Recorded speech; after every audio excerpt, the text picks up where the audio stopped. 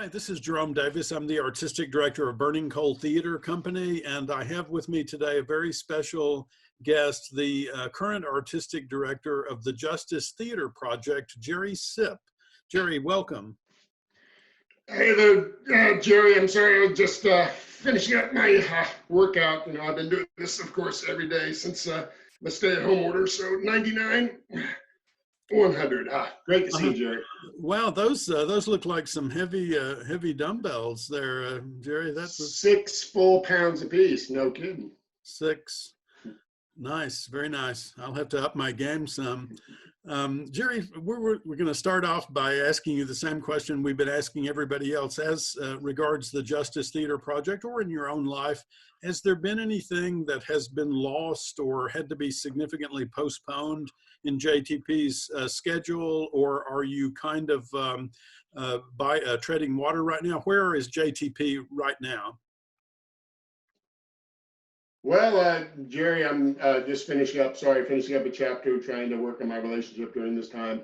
We've had, of course, like every other theater in town and across the country, we've had some to postpone or cancel some of our offerings, which is hard to do because, as you know, we had a joint project with Burning Coal, the staged reading of June Grolink's new version of Little Women, which we were so excited about. And we had to cancel on the final day prior to doing the wonderful stage reading at Burning Coal. In addition to that, we've had to cancel our production of 12 Angry Jurors, which we were already in rehearsal for, which was very disappointing. However, you know, there's some good news on the horizon for that. Hopefully, and I'll tell you about it a little bit later. Right now, we're just like everyone else, holding our breath to see if we can do our June show. Our June musical is Up the I Sing, which we've already cast, and we're hoping to start our rehearsals whenever we get a chance to. But again, as a musical, you need a lot of rehearsal for it, and we start looking at the date we're supposed to be performing and backing up, and it's looking complicated right now, but we haven't given up hope. We're trying to stay as optimistic as possible. Well, it seems like 12 Angry Jurors is about the worst possible play you could have been doing right now, given that it's about a group of people all crammed into a small room together for a long period of time. But Of Thee I Sing might be one of the best because it's celebratory of the nation and the government, if I may say, and something that would make people feel good about you know, their lives right now. So I hope with you that Of Thee I Sing is able to go back on the boards. And would 12 Angry Jurors come back as part of next season, or is that one gone altogether now? What we're contemplating right now is the show is slated to be directed by Dr. Kay Evans, who is the head of theater at St. Augustine's University here in Raleigh. And Dr. Evans was, you know, loved her cast and was really enjoying working with everyone and diving into this, you know, meaty script. And she doesn't want to let it go. So she is planning to, you know, again, we'll see how it goes, but her plan is to produce it at St. Augustine's coming up in the next season, hopefully in conjunction with JTP. So we'll see how that goes. We wanted to value our actors and performers and directors, so we've actually paid them for the time that they actually did work for us, and which is, of course, financially difficult. We feel like we owe it to them, and we want to value their work. And but we're hoping that somehow we'll be involved with St. Augustine's production coming up in either in 2020 or 2021. That's really a great story. That's one of the most extraordinary examples I think I've heard yet of one artist, or in this case, a university, helping another to carry on. You probably don't have the budget to do it next year, along with everything else you've already committed to. But at her school, she may very well, and she may not have committed to a season yet. So that is a really lovely and touching thing, and not at all unexpected. given what I know about St. Augustine's theater program. They're a very generous and really a spirited group of people over there. Well, so speaking of next season, Jerry, what's coming up for Justice Theater Project? What are you most interested in coming up? What are you most excited about?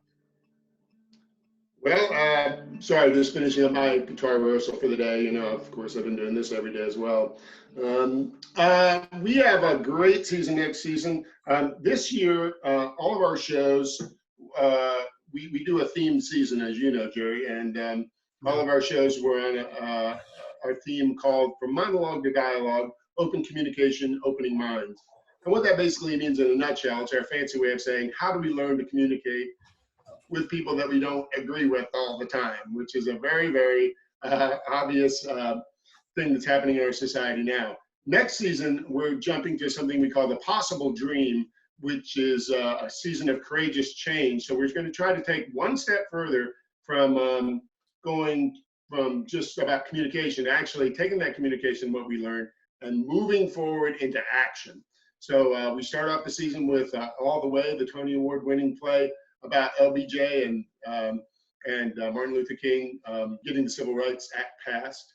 We go from there to our traditional holiday 10th anniversary production of Black Nativity. Then we'll be doing a play called We Are Proud to Present, and I can't say the whole thing because it'll take 20 minutes because it's the longest title in the history of theater, but it's a wonderful script about a theater company trying to do good who kind of muck things up in the process.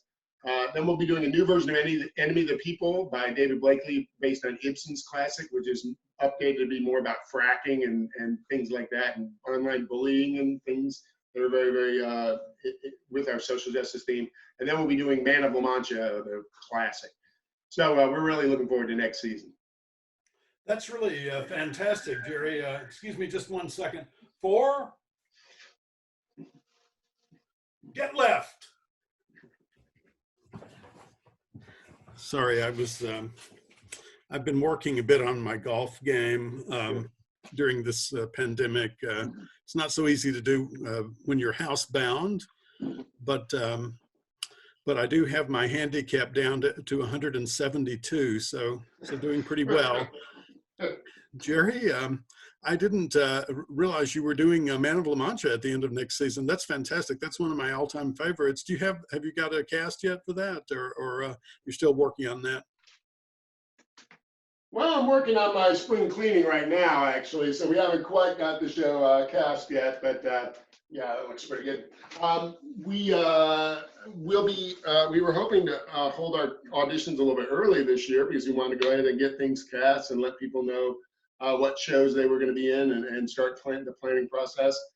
Obviously, that's on hold as well. So we have not cast yet next season. We are in the process of hiring directors for those shows and starting the pre-production process. Very good. My last question for you, Jerry, and I specifically wanted you for this question because I know that you're a very serious minded person and sort of a no-nonsense kind of guy. What does the pandemic say to us about our society right now and about our priorities, where we are placing our priorities? Are there changes that need to be made? Does this sort of reveal that at all?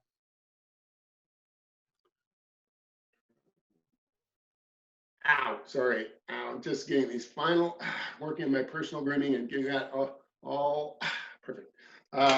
Actually, this is silliness that I'm doing, of course, right now, and thanks for being silly with me. Of course, I'm taking this tremendously seriously because this is a very serious situation. And as a matter of fact, the day that we were put on a stay-at-home order, I got sick. Hopefully, though I don't know this, hopefully I did not have COVID. And as a matter of fact, right now, I kind of wish that what I did have as an illness was COVID, because then I would maybe have some immunity and maybe some freedom to help some people out who need some help right now. I had a very serious cough, a high fever. What we believe I had is a bad case of bronchitis. And it was very bad. It was the worst I've ever had. And I was definitely very ill, but I don't want to say too much about, how my insight is into into the illness because I don't know, but it's certainly nothing compared to what people are going through all across this country right now. Justice Theater is a social justice organization. And we know that the social justice problems that we've all been trying to help with through our theatrical productions and our other works that we do are going to get worse and worse from here. So it's important for us to try to find ways, even now, we're trying to find ways to keep up our work, even though we can't do our main work of having people come in and gather together and share this work. So for instance, in April, we'll be having an online discussion about 12 Angry Jurors. We're giving people links to the two very famous film versions of that. We have a discussion of the theme to be a preamble to when St. Augustine's produces it in the fall or the spring. Right now, we're working on, years ago, I wrote a play about Robert Louis Stevenson. And a lot of people don't know Robert Louis Stevenson had tuberculosis and was an invalid and spent a lot of his life sequestered in a room while he was writing these amazing stories. Adventure stories. So I'm revisiting that play. Pardon?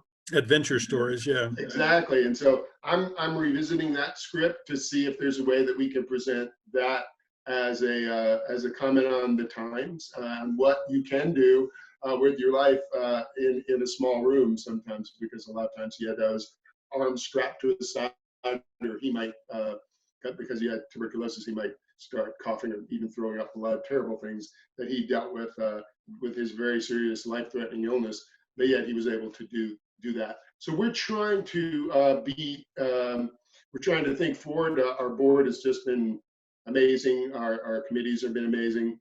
And we're really trying to be inventive. We're not going to reinvent the wheel, but we are trying to find ways and mirror other theater companies who have great ideas to try to engage with people during this time when again, I've spent the entire time not only disengaged from my theater company, but really in the back room, not even able to spend much time around my sweetheart, who I'm just trying to protect by self-isolating. So it's a very serious situation. I'm trying to make a little bit of light of not the situation, but of my own crazy situation of being cooped up here, because that is not my MO. But we hope to continue to move forward. Our plans are getting very far in advance. We're doing things like scaling down. A lot of our staff has gone to half salary so that we can weather the storm and make it through to the other side, so we can keep our social justice mission moving straight forward as soon as we're allowed to. Do you know about the Small Business Association loan that's possible that can be forgiven if it's used for salaries or contracted fees? Yes, we have a great board of directors, and they're extremely active, and they are on top of all of those things. They're really working hard. Also, Janet, my love of my life, is a Vistage chair, which means she coaches CEOs, and so she's coaching people all through that. And she's been extremely helpful to me and to the board to try to navigate all these waters, which are going to be choppy for a while, but to try to do everything we can so that we make it through and come out stronger on the other side. Excellent. That's terrific. Jerry Sipp from the Justice Theater Project. I appreciate you joining us today very much. It means a lot to me. And we've been friends for a long time. And I just want to say two things. One is thank you for all the work that you've done, first at the Temple Theater and now at the Justice Theater Project. And secondly, in your right ear, you might want to get those tweezers back out. I think you missed one very large. Anyway, thank you very much.